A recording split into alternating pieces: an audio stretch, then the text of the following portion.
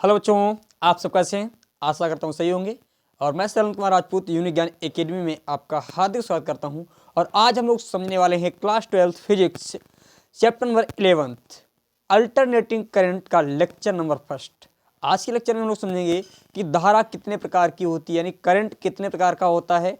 और फिर ये जो एसी करंट, उसी का एक पार्ट आएगा एसी करंट, वो आखिर उत्पन्न कैसे होता है, उसकी जो है पूर्ण जनरेटिंग हम लोग समझेंगे, यानी कैसे उत्पन्न होता है। फिर इसके लिए इक्वेशन बहुत अच्छे से डेरिवेशन करेंगे और इससे संबंधित सर्किट भी आज तो नहीं, इस लेक्चर में नहीं होंगे, परंतु इसमें जो है इसका फॉर्मेशन कहाँ से होता है, किस प्रकार से उत्पन्न होती है, उसके ऊपर हम लोग चर्चा करेंगे। तो चलिए स्टार्ट करते हैं आज का लेक्चर। आज का लेक्चर बहुत ही इंपॉर्टेंट है आप लोगों के लिए। कॉपी पेन लेकर के बैठ जाइएगा, नोट्स अपने आप तैयार करते रहिएगा। इसके बावजूद मैंने बताया, जिन लोगों को हैंड रिटन नोट्स चाहिए, बहुत ही जल्द आपके यूनिक ज्ञान एकेडमी का एक ऐप लॉन्च होने वाला है। और उस ऐप में प्रत्येक कोर्स निःशुल्क मिलेगा, कोई शुल्क नहीं उसके लिए देना पड़ेगा। और बड़ी जल्दी से जो है तुरंत इस पर वर्क चल रहा है। जैसे अपडेट जो है फाइनल होता है तुरंत आपके सामने बता दिया जाएगा। तो चलिए स्टार्ट करते हैं आज का लेक्चर। तो आज जो है हम लोग सुनने वाले हैं अल्टरनेटिंग करंट, यानी जो कुछ बुक्स में जो है चैप्टर नंबर 11, और फिलहाल कुछ बुक्स में एक ही चैप्टर देते हैं, ये विद्युत चुम्बकीय, और ये वाले चैप्टर लगभग में एक ही में मिला देते हैं। परंतु ये कुमार मित्तल की बुक में जो चैप्टर नंबर 11 है, तो देखिए डालेंगे हेडिंग अल्टरनेटिंग करंट। अल्टरनेटिंग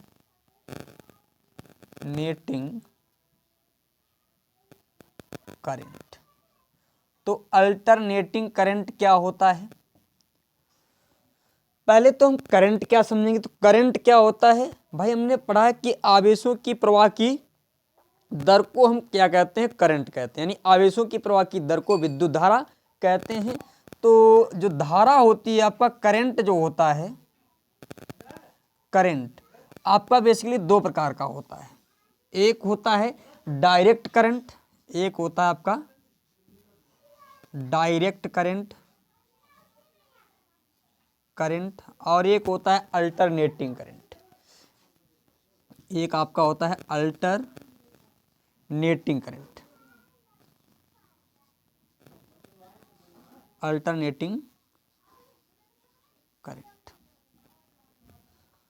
तो अल्टरनेट करंट क्या होता है, डायरेक्ट करंट क्या होता है? तो आपको बता दें, ये जो करंट होता है डायरेक्ट करंट, यह करंट समय का जो है इस धारा का मान, इसको हम हिंदी में कहते हैं दिष्ट धारा। क्या कहते हैं? हिंदी में कहते हैं दिष्ट धारा। और करंट को हिंदी में कहते हैं बेटा धारा। और यहां पर इसको कहते हैं प्रत्यावर्ती धारा, प्रत्यावर्ती धारा, प्रत्यावर्ती धारा कहते हैं। ठीक है, प्रत्यावर्ती धारा। तो आपको बताएं, ये दिष्ट धारा, यहाँ पर प्रत्यावर्ती धारा। दिष्ट धारा क्या होती है? वह धारा जिसका मान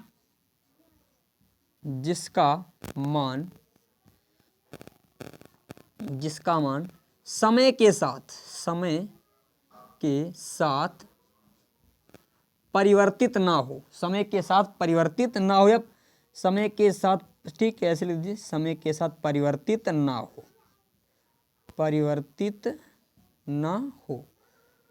ठीक है। मतलब यहां पर यदि हम समय और धारा, यहां पर ले लेते हैं टाइम समय, यहां पर धारा के मध्य ग्राफ खींचें, तो धारा और समय के मध्य का जो ग्राफ रहता है हमेशा कांस्टेंट रहता है, यानी एक नियत रहता है। चाहे इस वाले बिंदु पर देख लीजिए धारा, फिर भी उतनी, चाहे इस वाले बिंदु पर देखिए फिर भी धारा उतनी, मतलब समय के साथ धारा का परिवर्तन नहीं हो रहा है। तो इसमें क्या होता है, समय के साथ धारा परिवर्तित नहीं होती है, या हम कह सकते हैं इसमें धारा का मान हमेशा नियत रहता है। कौन सी धारा कहलाती है? दिष्ट धारा कहलाती है। और अल्टरनेटिंग करंट की बात करें तो अल्टरनेटिंग करंट में क्या होता है, यदि हम धारा और समय के मध्य ग्राफ खींचें, इधर हमने यहां पर ले लिया टाइम है ये, और यहां पर ये ऊपर धारा है, यानी यहां पर भी धारा और इधर भी धारा का मान है। तो देखा, जैसे जैसे समय बढ़ रहा है तो पहले तो धारा एकदम बढ़ती है, फिर धीरे धीरे कम हो जाती है, फिर बढ़ती है, फिर कम हो जाती है, फिर बढ़ती है, फिर कम हो जाती है। मतलब इसमें देखा जाए तो धारा का मान समय के साथ लगातार निरंतर परिवर्तित हो रहा है। पहले हमने देखा एकदम धारा का मान धीरे धीरे बढ़ा, इस बिंदु पर देखा जाए तो इस बिंदु पर देखा तो धारा इतनी हो गई, फिर हमने इस बिंदु पर देखा धारा इतनी हो गई, फिर आगे बढ़े तो देखा धारा फिर धीरे धीरे कम हो गया धारा का मान। मतलब फिर एक ऐसा बिंदु है जहाँ पर धारा का मान शून्य हो गया, फिर इसके बाद देखा कि धीरे धीरे धारा माइनस में चली गई। इसका मतलब समय के साथ धारा का मान परिवर्तित हो रहा है, समझ गए।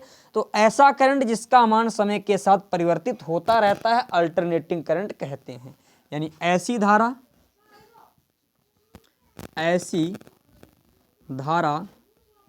जिसका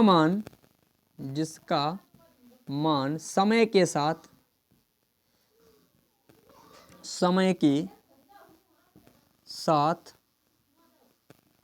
परिवर्तित होता है, समय के साथ परिवर्तित होता है, प्रत्यावर्ती धारा कहलाती है। प्रत्यावर्ती धारा कहलाती है। अच्छा, यदि इसके स्रोत को हमें डिनोट करना हो, इसका स्रोत यदि हमें डिनोट करना हो तो इस प्रकार डिनोट करते हैं, ये परिवर्ती है धारा, ये स्रोत इस प्रकार डिनोट करते हैं। अच्छा, इसका स्रोत यदि हमें जो प्रदर्शित करना हो तो इसके स्रोत को हम इधर से डिनोट करते हैं, पॉजिटिव निगेटिव। ये दोनों के प्रतीक हैं, यानी स्रोत प्रतीक हैं, नोट कर लीजिए, स्क्रीनशॉट ले लीजिए। अब हम टोटल जो चर्चा करेंगे इसमें जो चैप्टर ही है आपका ये प्रत्यावर्ती धारा के लिए। क्यों भाई, इसमें पॉजिटिव और निगेटिव तो अलग अलग थे, और अब हम लोग समझेंगे इसमें पॉजिटिव एक टर्म हो ऐसा हो जिसमें पॉजिटिव धारा होगी, फिर अगले टर्म में निगेटिव हो जाएगी, फिर पॉजिटिव फिर निगेटिव, मतलब लगातार इसमें धारा का मान क्या होगा, परिवर्तित होगा। अब देखिए इसके बाद अब हम समझेंगे कि अल्टरनेटिव करंट का जो है फॉर्मेशन अर्थात ये उत्पन्न कहाँ से हुई, ये पैदा कहाँ से हुई कहें तो ना, इसका जन्म कहाँ से हुआ। तो अब हम इसी पर चर्चा करेंगे। तो इसके लिए थोड़ा हम लेते हैं सारा इलेक्ट्रोमैग्नेटिक इंडक्शन का। तो इलेक्ट्रोमैग्नेटिक इंडक्शन में हमने आपको क्या बताया था कि जब हम किसी परिवर्ती चुंबकीय क्षेत्र में किसी बंद कॉइल को इधर उधर मूवमेंट कराते हैं, हिलाते हैं, तो क्या होता है, उसमें चुंबकीय फ्लक्स में परिवर्तन होता है, और जैसे चुंबकीय फ्लक्स में परिवर्तन होता है तो प्रेरित विद्युत वाहक बल उत्पन्न हो जाता है, और जैसे प्रेरित विद्युत वाहक बल उत्पन्न होता है तो विभवांतर आ जाने के कारण धारा प्रवाहित होने लगती है।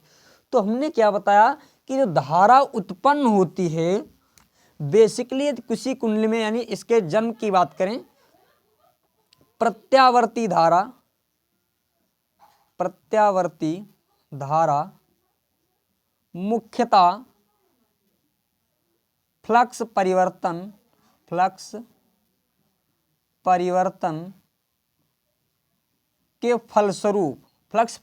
के फलस्वरूप कुंडली में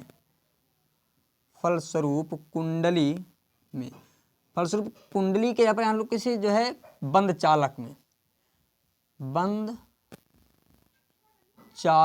में उत्पन्न प्रेरित विद्युत वाहक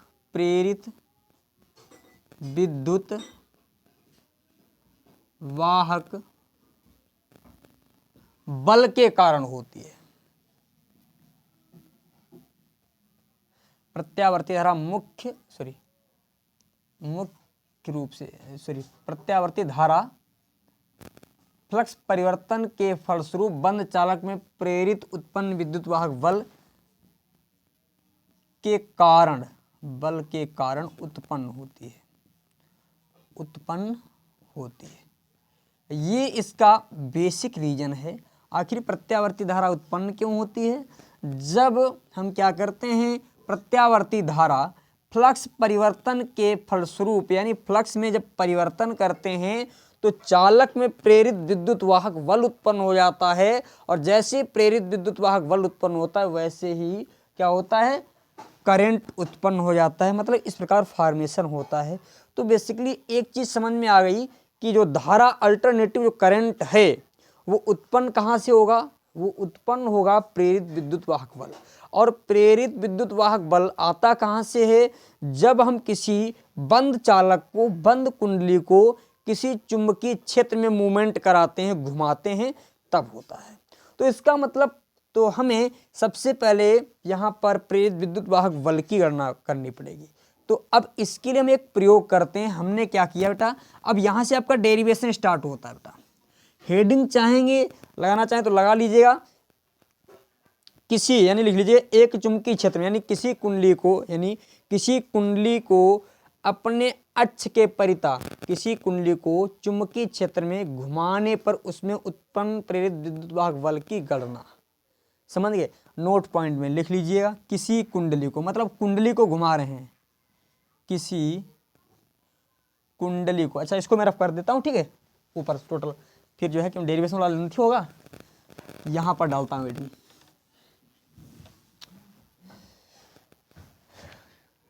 एक समान आप लिखें, किसी एक समान चुंबकीय क्षेत्र में, चुंबकीय क्षेत्र में, एक समान चुंबकीय क्षेत्र में कुंडली को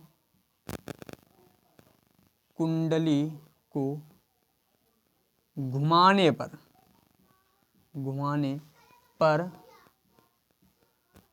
कुंडली में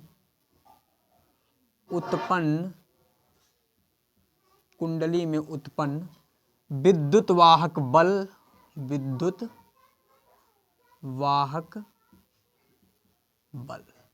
क्योंकि हमने देखा विद्युत वाहक बल के कारण ही बेसिकली धारा उत्पन्न हो रही, तो हमको जो है पहले जो है विद्युत वाहक बल की गणना हमको करनी चाहिए।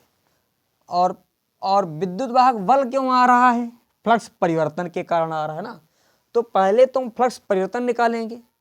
तो फ्लक्स परिवर्तन के लिए पहले अब हम यहाँ पर एक फिगर बनाएंगे। फिर बेटा ध्यान से समझिएगा, हमने क्या किया, यहाँ पर एक समान चुंबकीय क्षेत्र ले लिया, ये एक समान चुंबकीय क्षेत्र हमने मान लिया बी है, ठीक है। और इस चुंबकीय क्षेत्र में हमने एक कॉइल रख दी, ये कॉइल,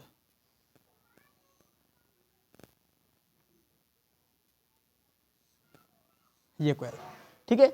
अब ये कॉइल रखी है और ये ऐसे रोटेट कर रही है, ऐसे रखिए बेटा, ऐसे ये कॉइल। तो इसका जो एरिया वेक्टर हो जाएगा वो एकदम ऐसे हो जाएगा भाई। जैसे बोर्ड है, ये बोर्ड का एरिया वेक्टर की बात करें, ये जो बोर्ड है इसका एरिया वेक्टर ऐसे होगा, लंबवत। आपकी हथेली है, हथेली के एरिया वेक्टर की बात करो तो ऐसे होगा एरिया वेक्टर। तो इसी प्रकार ये कुंडली जो रखी ऐसे रखिए तो इसका एरिया वेक्टर ऐसे हो जाएगा। तो देखा जाए यहाँ पर एंगल ये वाला बन रहा है ना, ये वाला एंगल बन रहा है। बात को समझिए, ये इतना एंगल बन रहा है। अब देखिए यदि हम इसको ऐसे ऊपर से ऐसे रखा, ऐसे देखें तो कुछ ऐसी फीलिंग आएगी, मतलब हम ऊपर से देख रहे हैं, ये कुंडली को थोड़ा ना समझे, ऐसे हो सकता है दिमाग में ना आए। यदि हम इसको ऊपर से देख, केवल एक कोर को देखें, इसकी केवल और केवल इसकी एक कोर को देखें तो ऊपर से क्या फील हो, ये वाली कोर आपको दिखाई पड़ेगी, तो जिस ऐसे दिखाई पड़ेगी। अच्छा इसका एरिया वेक्टर आपने देखा, तो ये एंगल एरिया वेक्टर जो है एंगल बनाएगा वो मान लेते हैं इस प्रकार से, क्योंकि एरिया वेक्टर हमेशा जो है 90 डिग्री का एंगल बनाता है पृष्ठ पर। ये बेटा एरिया वेक्टर ये हो गया। और ये चुंबकीय क्षेत्र है, ये भाई चुंबकीय क्षेत्र। तो देखिए यहाँ पर जो एंगल बन रहा है वो थीटा बन रहा है, ठीक है। अब मान लेते हैं इस कुंडली का एरिया हमने मान लिया ए है, कुंडली का एरिया क्या है मान लिया ए है, चुंबकीय क्षेत्र मान लेते हैं हमने बी है, ठीक है। तो पहले तो हम लिखेंगे इसके लिए है थ्योरी, एक समान चुंबकीय क्षेत्र में लिखना चाहेंगे तो लिख लेंगे, एक समान चुंबकीय क्षेत्र में एक आयताकार कुंडली रखी है, एक समान चुंबकीय क्षेत्र बी में एक आयताकार कुंडली रखी है जिसका क्षेत्रफल ए है। और वह कुंडली उस चुंबकीय क्षेत्र में अपने अक्ष के परिता घूम रही है, अपने अक्ष के परिता घूम रही है, ठीक है। तो अब इस प्रकार रखिए तिरछा, तो मान लेते हैं थीटा कोण, यहाँ पर ये भी लिख लीजिएगा जो है अक्ष के परिता घूम रही है। और कुंडली आगे लिख लेना, कुंडली का एरिया वेक्टर कुंडली का एरिया वेक्टर चुंबकीय क्षेत्र से थीटा कोण बनाता है, चुंबकीय क्षेत्र से थीटा कोण बनाता है। ठीक है, तो चुंबकीय क्षेत्र की बात मैंने जो बोला है बेटा आराम से इसको नोट करके लिखिएगा। मैंने क्या बताया मैं एक बार फिर से बोल देता हूं। एक समान चुंबकीय क्षेत्र बी में एक आयताकार कुंडली रखिए जिसका एरिया ए है। वह कुंडली अपने अक्ष के परितः चुंबकीय क्षेत्र में घूम रही है। उस कुंडली का एरिया वेक्टर, उस कुंडली का क्षेत्रफल वेक्टर चुंबकीय क्षेत्र से थीटा कोण बना रहा है। ठीक है, तो कुंडली से गुजरने वाला चुंबकीय फ्लक्स, तो कुंडली से गुजरने वाला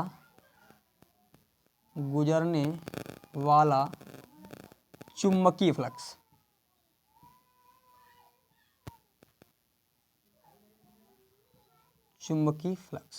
तो चुंबकीय फ्लक्स हम मान लेते हैं फाई बी बराबर बी ए। बेटा फार्मूला मैंने बताया था बी ए कास, क्योंकि एंगल बन रहा है थीटा तो यहाँ पर लिखते हैं बी ए कास थीटा, बी ए कास थीटा लिख दिया।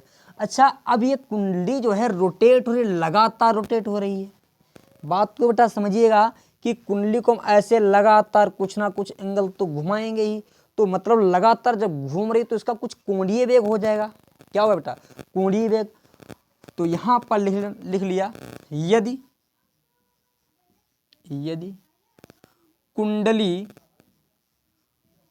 कुंडली थीटा कोण टी समय में, थीटा कोण टी समय में घूमती है तो कोणीय वेग ओमेगा बराबर क्या हो जाएगा भाई? ओमेगा बराबर कोणीय विस्थापन बट्टे समय, कोणीय विस्थापन बट्टे समय, यानी कोणीय विस्थापन कितना है? थीटा है, थीटा, और समय कितना है बेटा? टी समय, यानी theta by T, theta by T. अच्छा, यदि यहां से हम थीटा का मान निकालें तो थीटा बराबर क्या आ जाएगा? थीटा इक्वल ओमेगा टी आ जाएगा। थीटा इक्वल क्या आ गया बेटा? Omega T. अब देखिए यही थीटा का मान हम उठा करके इसमें वैल्यू पुट कर दीजिए। थीटा का जो मान निकाला है इसको यहाँ पर वैल्यू पुट कर दें तो फाई बी इक्वल बी ए कास और थीटा के स्थान पर ओमेगा टी रख दिया। अब ये हमको मिल गया क्या बेटा? चुंबकीय फ्लक्स। अब हम ज्ञात करते हैं चुंबकीय फ्लक्स में परिवर्तन की दर। मान लेते हैं चुंबकीय फ्लक्स में होने वाला परिवर्तन जो है, परिवर्तन की दर D phi by D T है, माना, या लिख लें यदि कुंडली में या चुंबकीय फ्लक्स में परिवर्तन की दर लिख लें बेटा, चुंबकीय फ्लक्स में परिवर्तन की दर, या तुम ऐसे डायरेक्ट यहां से रुक जाओ बेटा, तो दर हम यहां से डायरेक्ट ही निकाल लेते हैं। देखो जो है एक कार्यक्रम, दोनों पक्षों का समय के सापेक्ष अवकलन कर देते हैं, दोनों पक्षों का समय के सापेक्ष अवकलन। यहां पर लिखना, इसको इक्वेशन नंबर 1 मान लो बेटा, ठीक है। यहां पर इक्वेशन नंबर 1 दोनों पक्षों का, बेटा ध्यान से सुनना, दोनों पक्षों का समय के सापेक्ष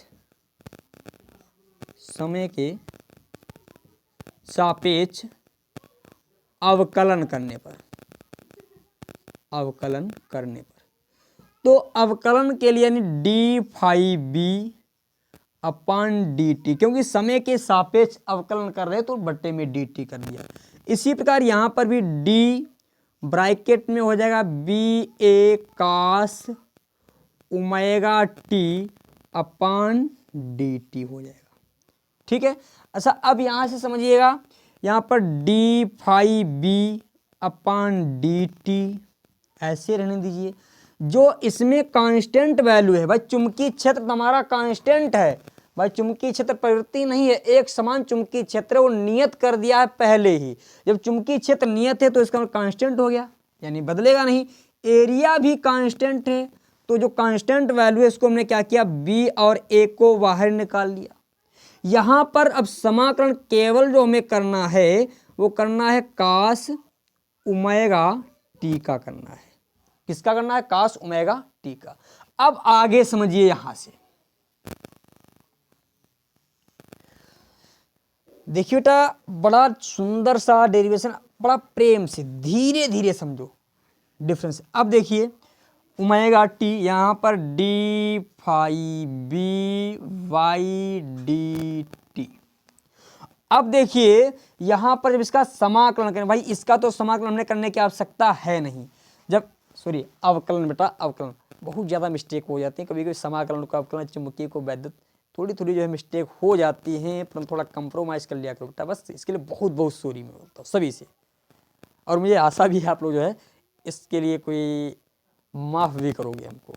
तो देखिए बेटा, यहाँ पर हमने क्या किया भाई, बी और ए, जब इसका समाकलन करेंगे ओमेगा टी का, तो रूल होता है ओमेगा एक पहले आएगा, माइनस का ओमेगा, बेटा पॉइंट को समझिए, माइनस का ओमेगा और इसका हो जाएगा, सॉरी माइनस का ओमेगा बेटा, का ओमेगा, चलो माइनस का लीजिए कोई ओमेगा, और ये होता है कास का, जब अवकलन किया जाता है तब होता है साइन, साइन थीटा, यानी साइन ओमेगा टी।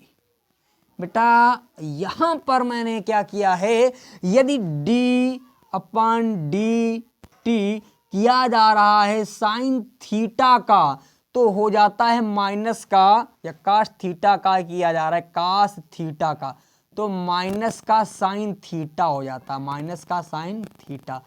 परंतु यहां पर दो पद हैं, यानी थीटा जो हमारा है दो पदों में है, तो इसका फॉर्मूला, यानी यदि कहीं पर यन थीटा आ रहा है तो ये यन वाला जो मान है वो यहां पर भी आ जाएगा और यहां पर भी यन थीटा हो जाएगा। बात को समझो, मैंने क्या बताया, यदि डी बाई डी टी, यहां पर लिखा है साइन, सॉरी यहां पर लिख दिया कास ओमेगा टी, तो ये ओमेगा आपका पहले आएगा और इसको माइनस का साइन ओमेगा टी, इस प्रकार से समाकलन होगा। और थीटा होता केवल यहाँ पर जैसे थीटा लिखा होता तो सीधे सीधे माइनस का साइन थीटा हम कर देते, ठीक है। ये दो पदों में था, यानी ओमेगा टी, इसलिए यहां पर ओमेगा आ गया, ठीक है। तो देखिए यहां पर क्या होगा, D phi by D T, अब माइनस का हो जाएगा B A omega sine omega T, B A omega sine omega T. ये हमको क्या मिल गया, चुंबकीय क्षेत्र में परिवर्तन या फ्लक्स परिवर्तन की दर हमको मिल गई। ये क्या मिल गया बेटा, फ्लक्स परिवर्तन की दर मिल गई, ठीक है। अब देखिए इसके आगे और समझो। अब देखिए फैराडे का नियम क्या कहता है, फैराडे के नियमानुसार अब चलते हैं, फैराडे के नियमानुसार। फैराडे का नियम जो कहता है, जो प्रेरित विद्युत वाहक बल होता है, मैंने देखिए इससे पहले लेक्चर में फैराडे के नियम बताए हैं अच्छी तरीके से, और फिर भी यहाँ पर भी बता देता हूँ। फैराडे ने क्या बताया, जो प्रेरित विद्युत वाहक बल होता है वो फ्लक्स परिवर्तन की ऋणात्मक दर के बराबर होता है, चुंबकीय फ्लक्स परिवर्तन की ऋणात्मक दर के बराबर होता है। यदि कुंडली में एक फेरा है तो ये वाला है, और यदि फेरों की संख्या n है तो हम यहाँ पर n से गुणा कर देते हैं। बात को ध्यान रखिए, मैंने क्या बताया, यदि एक फेरा होता है तो E equal minus d phi by d phi B upon d t होता है, और यदि फेरों की संख्या एक से ज़्यादा है, यानी फेरों की संख्या n है, तो E इक्वल माइनस का n d phi B upon d t हो जाता है। अब देखिए यहाँ पर d phi B upon d t का मान हम रख देते हैं, d phi B upon d T. अब मैं इसको थोड़ा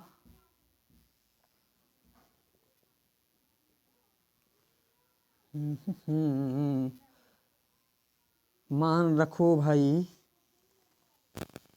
चलो देखिए d five by upon d t का मान रख दीजिए, तो ई यूकल माइनस एन, बेटा d five B upon d t का मान है माइनस का B A omega sine omega T, minus का B A omega sine omega T, minus minus क्या हो जाएगा प्लस, तो ई यू क्या आ गया, N B A, N B A omega, N B A omega sine omega T. अच्छा, बस इस वाले फार्मूले को याद रखो बेटा, इसको भी थोड़ा और चेंज करेंगे। ये बेसिकली आपका ये यूज आ सकता है बेटा, इसको ध्यान रखना, ये बहुत जगह यूज आ सकता है। मैं आपको बताऊँ लगभग में इसका भी यूज होता है 20% होता है, ज़्यादा नहीं 20% होता है इसका यूज। अच्छा, इसके बाद जो अब फार्मूला आएगा उसका यूज 99.9% होता है, 99% से अधिक होता है उसका प्रयोग। सर ये कौन सी बात है, इधर 20%, मतलब यदि इसका परसेंटेज यदि 100% में ले लें इसको, तो 100% यहाँ पर मतलब 100 सवाल ऐसे मिलेंगे, तो 100 में से 20 जगह ये प्रयोग हो सकता है। बाकी जैसे अब वो वाला फार्मूला यदि आपको 100% मिलते हैं, 100 में से 99 में वही लगेगा, एक छूट जाएगा बेशक। ठीक है, अब देखो यहाँ पर उपयुक्त यानी इस समीकरण से देखिए ई का जो मान है भाई, प्रेरित विद्युत वाहक बल जो किस पर डिपेंड कर रहा है भाई, एन तो कांस्टेंट है, बी तो कांस्टेंट है, ए कांस्टेंट है। यहाँ पर ओमेगा भी भाई, ओमेगा जो आ चुका है वो हमारा कांस्टेंट नहीं है, पर हम इसको मान लेते हैं एग्जैक्टली, किसी एक निश्चित मान के लिए हमने मान लिया कांस्टेंट है। देखा जाए तो ये मान के ओमेगा टी थीटा का मान परिवर्तित होगा, थीटा का मान क्या हो सकता है, परिवर्तित हो सकता है। तो हमने कहा इसका मतलब उपर्युक्त समीकरण से यहाँ पर लिख लेना, उपर्युक्त समीकरण से ज्ञात है कि ई का मान, ज्ञात है कि ई का मान sign omega T, sign omega T पर निर्भर करता है, निर्भर करता है, साइन ओमेगा टी पर निर्भर करता है। अच्छा, इसका मान, इसका मतलब इसका मान जब महत्तम होगा, अर्थात इसका मान जब जितना अधिक होगा तो ई का मान उतना ही अधिक हो जाएगा। अच्छा, हम इसमें भाई साइन का पद देखिए बेटा, बात को समझिए भाई, साइन 0, 0 के बाद 30 डिग्री, 30 के बाद 45 डिग्री, 45 के बाद 60 डिग्री, 60 के बाद 90 डिग्री। आपने साइन 0 का मान यानी साइन 0 का मान तो 0 ही पढ़ा होगा, 30 का मान आपने पढ़ा होगा कितना, 30 का मान 1/2 पढ़ा होगा, 45 का मान 1/√2 पढ़ा होगा, इसका मान √3/2 पढ़ा होगा, इसका मान 1 पढ़ा होगा। थोड़ा समझिएगा भाई, 0 से आधा हुआ, आधे से थोड़ा और ज़्यादा, और फिर आधे उससे भी ज़्यादा, और फिर डायरेक्ट 1 हुआ। इसका मतलब साइन का सबसे अधिक मान 90 डिग्री पे होगा। साइन का सबसे अधिक मान कब होगा, जब 90 डिग्री, अर्थात यदि हम ये वाले इस वाले इक्वेशन में थोड़ी चेंजिंग कर दें, यहाँ पर E बराबर एन बी ए ओमेगा और साइन 90 डिग्री रख दिया बेटा, साइन ओमेगा टी यानी साइन ओमेगा टी बराबर, या मान लेते हैं ओमेगा टी का मान हमने मान लिया साइन 90 डिग्री। बेटा अधिकतम मान के लिए हमने कहा अधिकतम कब होगा, तो अधिकतम देखा कि साइन का मान जो है 0 पर 0 है, जो 30 पर 1/2 है, 45 पर 1/√2, धीरे धीरे देखा कि 90 पर सबसे अधिक हो रहा है, तो हमने कहा साइन 90 डिग्री पर सबसे अधिक हो जाएगा। तो E बराबर एन बी ए ओमेगा। अच्छा, ये जो है सबसे अधिकतम मान है, ये क्या है बेटा, सबसे अधिकतम मान, तो इसको अधिकतम वाला मान है, थोड़ी इज्जत दो। अधिकतम मान को हम ले लेते हैं E0 से, क्या लिखेंगे बेटा, E0 से, इसका नॉट चाहे यहाँ पर लगाओ, यहाँ पर लगाओ, चाहे ऊपर लगाओ, ठीक है। E0 equal N B A omega. अब देखो यही वाला मान इस वाले इक्वेशन में यहाँ पर आ जाओ, वैल्यू पुट कर दो यहाँ पर। बात को समझिए, इस वाले इक्वेशन में देखो, इक्वेशन क्या है हमारी, इक्वेशन ये वाली देखो, ये वाली equation E equal N B A omega sine omega T, तो E equal N B A omega का मान E0 है, E0 साइन ओमेगा टी। बेटा ये वाला जो डेरिवेशन है, ये वाला जो फार्मूला है, वो आपका 99% यूज होता है, सबसे ज़्यादा यही यूज होता है। नोट करो इसको फटाफट से, चलें जल्दी से नोट करें, फिर आपको और चीज़ें बताते हैं। देखिए अब मैं इसको रफ कर रहा हूँ। यहाँ से प्रेरित विद्युत बल की हम गणना भी करके देखें कब जो है अधिकतम होगा। यहाँ से निकलेगा मान, देखो इससे नहीं निकल रहा, अब इसका यूज आएगा सबसे अधिक। मैं इसको रफ कर रहा हूँ थोड़ा, ठीक है बेटा। इसका आप स्क्रीनशॉट लीजिए 1 2 3। चलो मैं इसको रफ कर रहा हूँ।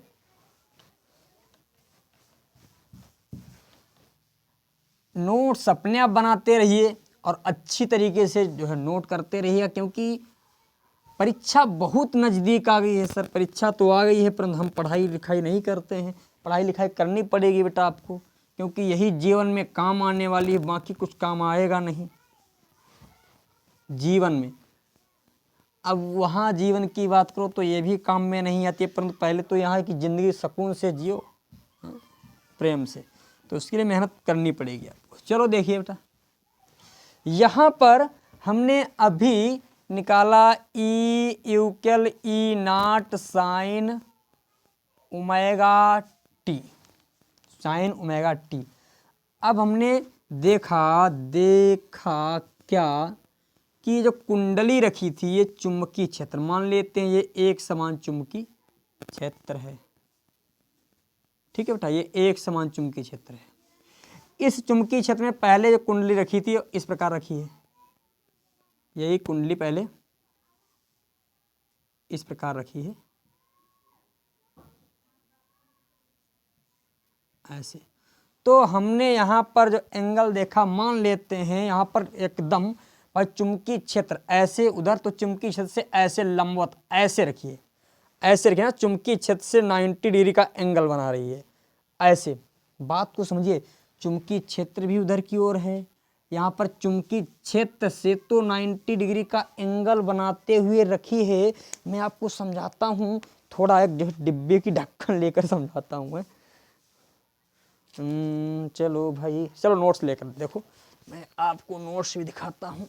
हाँ सर, इसके थ्रू समझिए। देखिए आपका फिजिक्स का नोट्स है और अच्छा सा नोट्स हमने तैयार किया है, अच्छा सुंदर सा, और ये आपका यही अपलोड होगा बहुत ही शीघ्रता से। ये कुंडली मान लो, अब ये चुंबकीय क्षेत्र में ऐसे रखिए बेटा, ऐसे बिल्कुल 90 डिग्री पर ऐसे। देखा भाई, चुंबकीय क्षेत्र से इसका तल 90 डिग्री पर है। अच्छा, इसका एरिया वेक्टर देखें तो एरिया वेक्टर भाई इसका तो अब ऐसे होगा, ऐसे होगा ना। अब देखिए इस का जो है मार्कर और चुंबकीय क्षेत्र के बीच एंगल कितना हो गया, 0 डिग्री। मतलब यहाँ पर जो एंगल हो जाएगा अब 0 डिग्री हो गया। कितना हो गया बेटा, यहाँ पर जो है एंगल हो गया अब 0। कब, जब यहाँ पर देखा 90 डिग्री है, जब एंगल कितना है बेटा 90 डिग्री, मतलब जब ये लंबवत है, जब इसका ये चुंबकीय क्षेत्र के लंबवत रखे, ये लंबवत ऐसे बना देते हैं, ठीक है। थोड़ा लंबवत वाला चित्र भी सही नहीं बन पा रहा है। चलो देखो फिर से कोशिश करते हैं, फिर आपको समझाने की कोशिश करते हैं। लंबवत फीलिंग समझो। देखिए हम लंबवत बनाते हैं ऐसे ऐसे ऐसे। अब लगभग में बन गया भाई। ये ऐसे रखिए, हाँ ठीक है। देखो एंगल बन गया अब कितने का, 90 डिग्री का। तो यहाँ पर जब 90 डिग्री का एंगल किसके मध्य एंगल है, इस बात को थोड़ा बारीकी से समझिए। कुंडली ऐसे रखिए, जैसे हमने हाथ रख दिया। अब हमारी हथेली का एरिया वेक्टर उधर, मान लेते हैं ये ऐसे रखिए, ऐसे रखिए, ठीक है, ऐसे समझो ऐसे। तो हथेली का एरिया वेक्टर उधर की ओर हो गया। तो देखिए एरिया वेक्टर और चुंबकीय क्षेत्र के मध्य एंगल कितना हो गया, 0। अर्थात यहाँ पर एंगल जब कितना है, 0 डिग्री है। कितना एंगल है बेटा, 0 डिग्री। तो जब 0 डिग्री है तो हम यहाँ पर पहले स्थिति में मान लिया, जब 0 डिग्री पे जब बिल्कुल ऐसे लंबवत होगी कुंडली तब कितना होगा, तो E equal E not sign omega T, यानी यहाँ पर 0 डिग्री, तो ई बराबर ई नॉट इंटू 0, तो ई बराबर 0। अर्थात यहाँ पर जो विद्युत वाहक बल होगा वो शून्य होगा। क्या होगा बेटा, शून्य। हमने क्या किया, धीरे धीरे धीरे धीरे धीरे धीरे ऐसे घटाना एंगल स्टार्ट किया। एंगल को घटा रहे हैं, एंगल को घटा रहे हैं। अब जब एंगल को घटा रहे हैं तो हो क्या रहा है भाई, धीरे धीरे घटा करके हमने अब बिल्कुल इसी कुंडली को अब ऐसे कर दिया है, ऐसे। यही कुंडली आपकी अब ऐसे हो गई है, हाँ ये आपकी कुंडली। अब बेटा ध्यान से समझना, ये ऐसे हो गया, मतलब पहले ऐसे थी अब ऐसे कर दी। अब sir ji area vector to ऊपर की ओर हो गया ऐसे। जब एरिया वेक्टर ऊपर की ओर एंगल एंगल एंगल 90 डिग्री बन गया। एंगल कितना बना? 90 डिग्री। पॉइंट को ध्यान से रखिए, यहां पर एंगल जो बन रहा है चुंबकीय क्षेत्र और एरिया वेक्टर के मध्य का 90 डिग्री एंगल है। तो अब यहां पर हम क्या करें, 90 डिग्री रखें तो ई नॉट साइन ओमेगा टी का मान 90 डिग्री, तो ई बराबर आ जाएगा ई नॉट इंटू 1, तो ई बराबर ई नॉट आ गया। बात कुछ समझ में आई? अच्छा, अगले ही बार हमने क्या किया, इसको फिर ऐसे देखिए, अगली बार हमने क्या किया, इसको धीरे से ऐसे थी ऐसे किया और ऐसे, और अगली बार यहाँ पर देखो जीरो बना। जीरो के बाद यहाँ पर जीरो, मतलब यहाँ पर 0 डिग्री के समय मान बिल्कुल सुनता, फिर धीरे धीरे धीरे धीरे ये इस वाले बिंदु तक, इसके सामने तक ये उच्चतम मान तक पहुँच गया। यहाँ पर कितना हो गया 90 डिग्री, यानी ये सबसे अधिक। यहाँ पर ई नॉट प्राप्त हुआ, यहाँ पर 0। फिर यहाँ पर देखा धीरे से, यहाँ पर हमने देखा अगली बार जब घुमाएंगे, भाई पहले ऐसे थी बेटा, ध्यान से, ऐसे थी ऐसे थी, ऐसे किया, ठीक है, पहले ऐसे ऐसे थी, ऐसे किया, कितना हुआ 90 डिग्री, फिर ऐसे कर दिया, ऐसे कर दिया। बात को समझिए, कितना एंगल रोटेट कर दी भाई, 90 के बाद 180 एंगल। भाई ऐसे थी ऐसे किया, फिर ऐसे। बस इस बात को समझो, ऐसे थी ऐसे, ऐसे किया 90 एंगल। भाई ऐसे थी ऐसे, देखो ऐसे थी ऐसे कर दिया, 90 एंगल मुड़ गई, टू टैं। फिर देखो ऐसे, फिर अगली बार फिर ऐसे उठा दिया तो 90 ये मुड़ी और फिर से 90 मुड़ गई, तो कितना टोटल मुड़ गई 180। समझो समझो, ध्यान से समझो। देखो पहले ऐसे थी ऐसे, हमने ऐसे देखा और अब ऐसे कर दिया, कितना झुका दिया भाई, सीधे थी बिल्कुल लिटा दी, 90 डिग्री झुक गई। अब हमने फिर झुकी लेटी थी, फिर सीधा कर दिया 180, यानी इधर भी तो 90 फिर झुक गई। तो इसका मतलब अब यहां पर जो एंगल हो जाएगा अगली स्थिति में फिर से कितना हो गया बेटा 180 एंगल। सर बात को समझिए, यहां पर 180 एंगल हो गया, कितना एंगल हुआ 180 डिग्री, यहां पर इस वाले बिंदु पर 180। अब जब 180, भाई पॉइंट को समझिए, यहां पर ऐसे कर दिया है 180 एंगल हुआ ऐसे।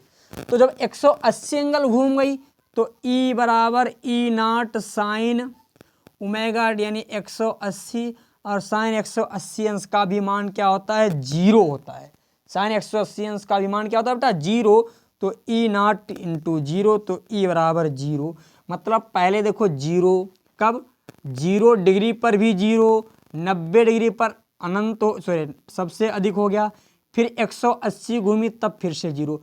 अब देखो फिर अगली बार फिर 90 डिग्री घुमाई, तो 90 डिग्री घुमाई तो देखा इसका मान अब जो है इस प्रकार, भाई 270 हुआ। अब कितना हुआ बेटा E बराबर ई नॉट साइन 270, कितना हुआ बेटा 270, तो E बराबर E और यहाँ पर साइन कितना कर देंगे 180 प्लस 90, तो देखिए E बराबर ई नॉट और इसका मान हो जाएगा माइनस का 1, क्योंकि माइनस साइन थीटा हो जाएगा, माइनस का सॉरी ई नॉट तो है ही, और माइनस का sine theta, minus sine theta, तो E बराबर ई नॉट इंटू 1, तो यहाँ पर E बराबर माइनस का ई नॉट मान आ गया। कितना है बेटा ई नॉट, अर्थात यहाँ पर अधिकतम मान प्राप्त हुआ इस वाले बिंदु पर ई नॉट। कब, जब अगली बार 270 एंगल घुमा दी तब। फिर अगली बार फिर से क्या होगी बेटा, अगले स्टेप में फिर से 270 या फिर 360, और जैसे 360 पर घूमेगी फिर से क्या हो जाएगा मान इसका जो हो जाएगा 0। तो ये इस प्रकार रोटेशन हो रहा है। बात को अब थोड़ा सा लॉजिकली समझिए, तो इसका ग्राफ बन गया ऐसा बड़ा सुंदर सा, कि देखा जब 0 पर तब भी 0, 90 पर फिर 0, 180 पर 0, फिर 270 पर सबसे अधिक माइनस का सबसे, फिर देखा फिर 0 हो गया। ये नहीं मायने रखता है, थोड़ा लॉजिक समझना आखिर ये इसमें गड़बड़ क्या रहा है, कौन सी ऐसी चीज है जो परिवर्तित हो रही है, बात तुमको ये सीखनी है। तो देखिए आपको बताएं, अच्छा ग्राफ समझ में कि ग्राफ ऐसे बनेगा एकदम अधिक फिर 0 फिर अधिक, ये ग्राफ यहां से सिर्फ ये चीज सीखनी है कि विद्युत वाहक बल का जो ग्राफ बनता है इस प्रकार ही बनता है। बात तो समझ में आई। चलो अब देखिए इसके बाद हमने देखा क्या कि पहले क्या हुआ, E बराबर साइन ओमेगा, उसको जो है लिख लेना omega T, E not sign omega T बेटा, E बराबर E not sign omega T. तो पहले देखा यहां पर भाई जब ऐसे रखा था, बात को अब यहां से समझिए भाई, ये चुंबकीय रेखाएं उधर जा रही हैं ऐसे, आपने ऐसे रख दी तो सभी की सब रेखाएं इसमें गुजरेंगी, तो इसका मतलब यहाँ पर चुंबकीय फ्लक्स का मान ज़्यादा है भाई, चुंबकीय बल रेखाएं उधर जा रही हैं, आप ऐसे रखे हो सामने तो सभी रेखाएं इससे गुजरेंगी, तो इसका मतलब A to Z रेखाएं जब इससे गुजरें तो इसका चुंबकीय फ्लक्स बढ़ गया। जब चुंबकीय फ्लक्स का मान बढ़ रहा है तो विद्युत वाहक बल शून्य हो रहा है। बात को समझिए, विद्युत वाहक बल कितना बेटा, शून्य। मतलब और फिर हमने क्या किया, ऐसे थी तब सब रेखाएं फिर ऐसे कर दी, अब इसमें से बहुत कम कहें तो रेखाएं गुजर ही नहीं रही हैं, बहुत कम रेखाएं गुजर रही हैं, नगण्य गुजर रही हैं, मतलब बहुत कम। तब देखा धारा का मान भाई दूसरे स्टेप में, ये वाला ये पहला स्टेप था, ये दूसरा स्टेप था, तो देखा धारा का मान अधिकतम हो गया, सॉरी धारा नहीं विद्युत वाहक बल का मान। तो हमने एक चीज यहां से निकाली कि चुंबकीय फ्लक्स का मान यदि अधिकतम होगा तो विद्युत वाहक बल का मान शून्य होगा, और चुंबकीय फ्लक्स का मान यदि न्यूनतम होगा भाई, यहां पर तो ज्यादा गुजरेंगी, यहां पर बिल्कुल नहीं गुजरेंगी, तो चुंबकीय फ्लक्स भी क्या हुआ, कम हुआ। जब चुंबकीय फ्लक्स कम तो देखा यहां पर विद्युत वाहक बल का मान क्या हुआ, बढ़ गया। तो पॉइंट यहां से एक चीज नोट करना है कि चुंबकीय फ्लक्स का मान अधिकतम होने पर विद्युत वाहक बल कम होता है, और चुंबकीय फ्लक्स का मान न्यूनतम होने पर विद्युत वाहक बल का मान न्यूनतम होता है। यहां पर चुंबकीय फ्लक्स का मान अधिकतम होने पर, नोट पॉइंट में लिखेंगे, चुंबकीय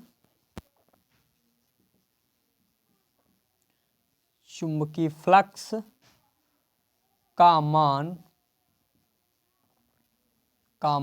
अधिकतम होने पर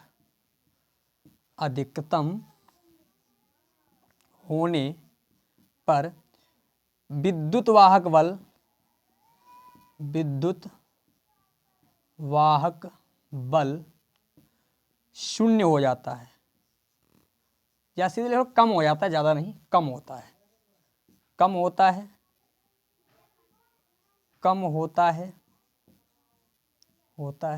तथा विद्युत वाहक बल का मान तथा चुंबकीय फ्लक्स का मान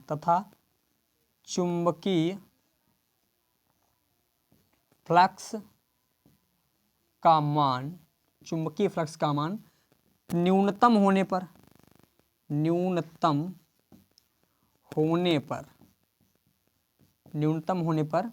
विद्युत वाहक बल का मान अधिकतम होता है, विद्युत वाहक बल का मान अधिकतम होता है,